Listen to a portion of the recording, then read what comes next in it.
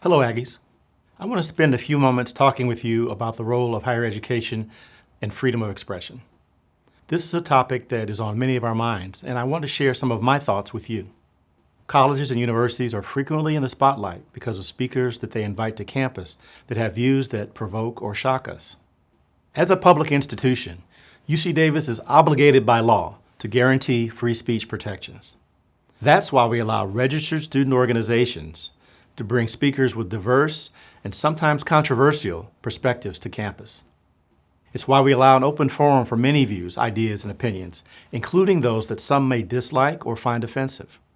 We can learn from one another if we allow ourselves to listen and give space to others. This sounds simple, but I know it isn't easy. But this is the very fabric of what makes a university a unique place to grow and to thrive. Let's keep that in mind as the year progresses. We are all in this together.